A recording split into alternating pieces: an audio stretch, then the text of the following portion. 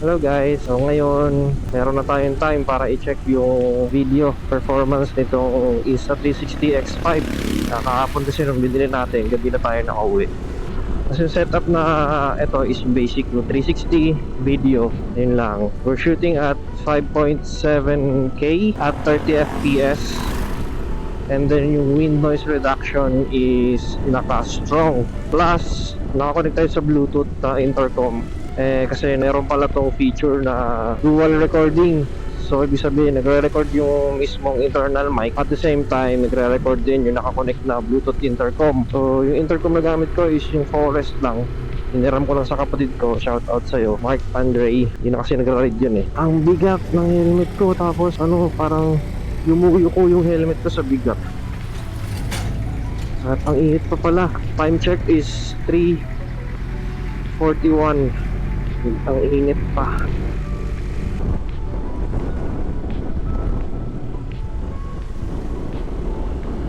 Kampante naman ako na hindi mo lalaglag tong helmet. I mean yung camera.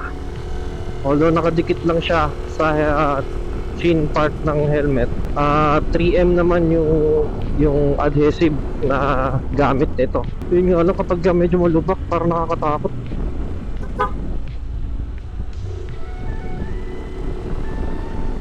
Liko muna bago tingin si ate.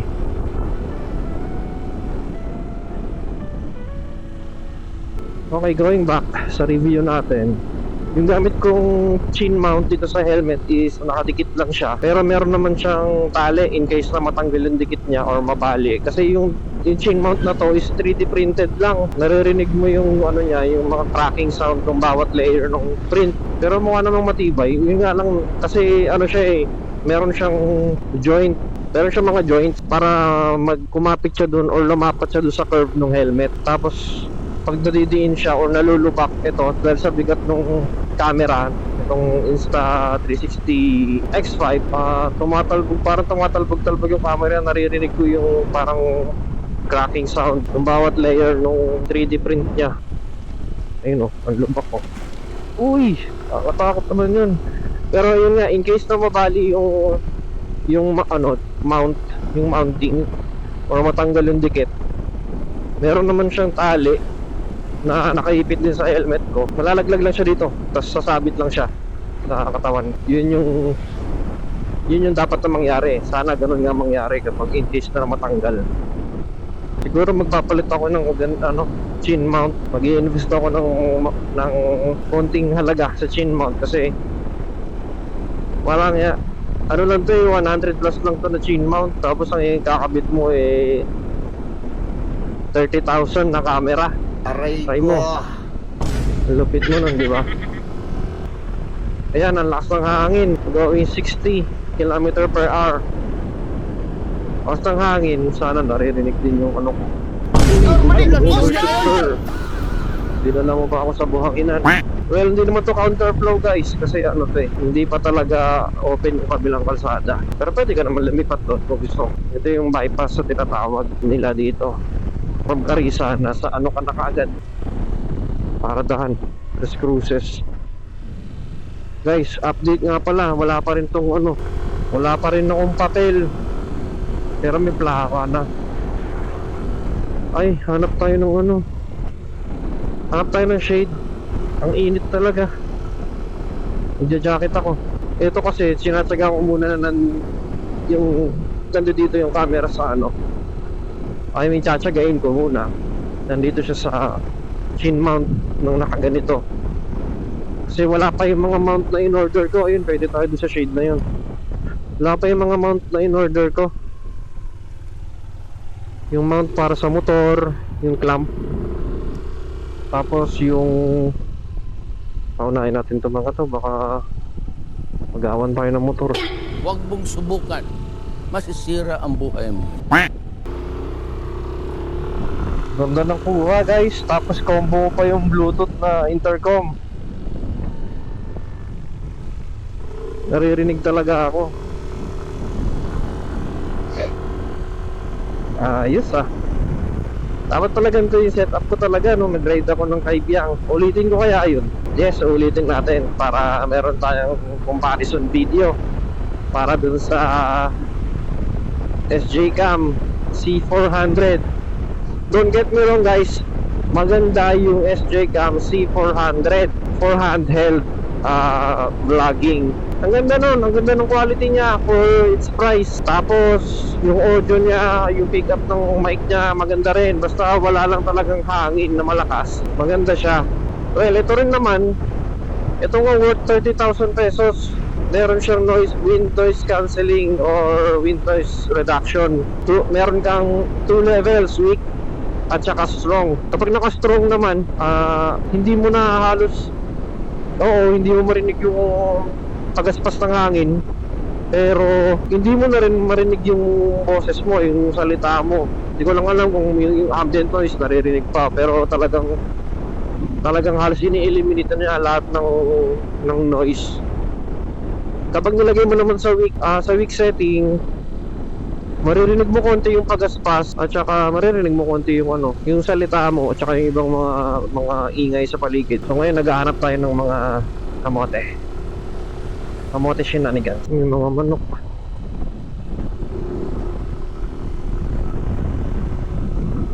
Dan tayo sa H. Talbog-talbog yung mga gamit ko sa sa bulsa ng motor muna guys.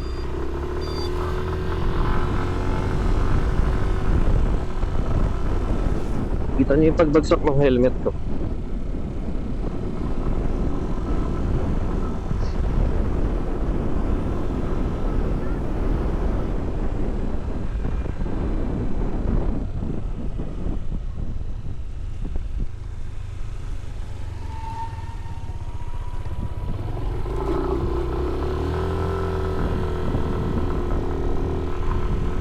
Okay, so magta-tripod naman tayo tripod testing naman tayo. Hanap lang tayo ng spot para magpalit-palit ng setup natin. Ay, gusto ko rin masubukan kung kailangan ko talaga ng mic. Kailangan ko ng DJI mic para kapag ka nakatanggal sa helmet is maririnig pa rin ako. So ito yung tinatawag na GTA Cam. Alright, we're going. Punta tayo ng Vista Mall using GTA style. Yeah. So mga lang, ang weird lang ng datingan.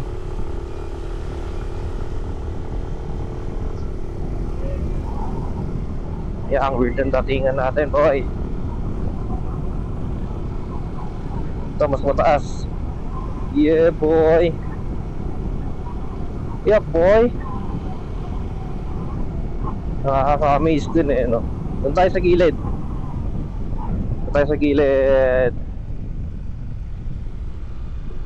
Yep. Para walang gumulo sa atin. Alright. Uy, nagulat yung aso. Nagulat si Doggy. Okay. Next shot is, let's go.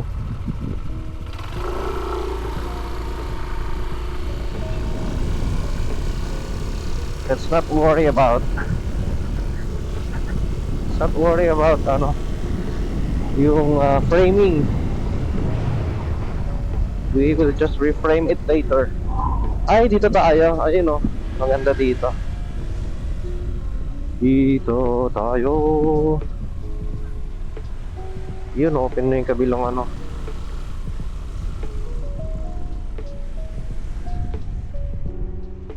Yun, mabuhangin. Yeah, dito, free. Walang sagabal dito. Yung mga nakatambay nakahamok.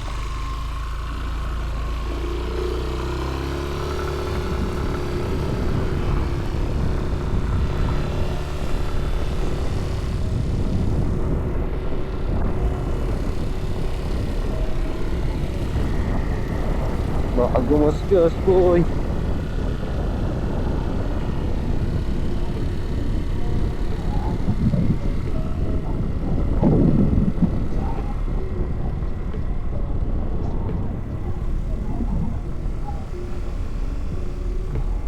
Isa lang yung preno ko.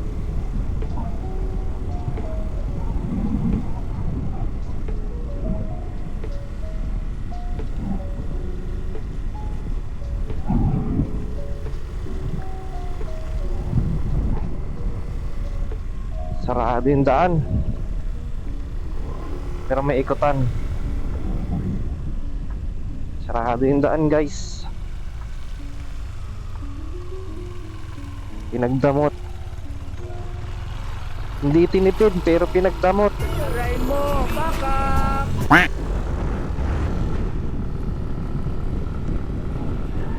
Ang gusto magpa-shoutout na ngayon ah.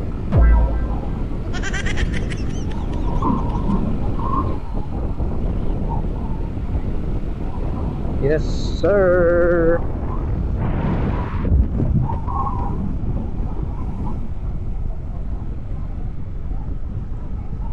Pag dito naman, dapat dito lang. Uy, may baka. Huh?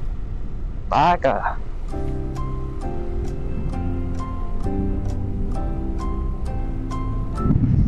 Puri ko. Sakit. Okay, balik na tayo. Ito yung maganda dito kasi hindi ka nagpo-focus sa pagkuha ng shots mo. Ina ko lumabas, guys. Dito kasi sa Carissa, pwede ka mag-ride sa laki nito. Muna kailangan lumabas para mag-testing.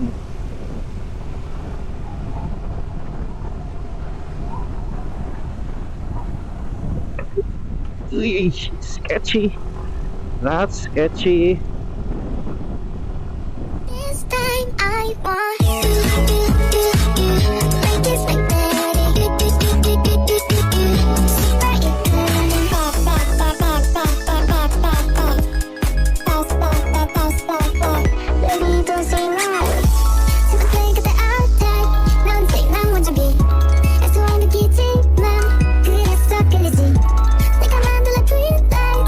이런 잠들정이지. So let's go, let's go, let's go, let's go. Wait a minute, 이게 뭐지? 내 심장이 relapse. 자꾸만 뛰어. 저 멀리서도 oh my gosh. 그저 생각 you're my crush. 손은 예처럼 너무 믿었지. Ang sakit nun ah.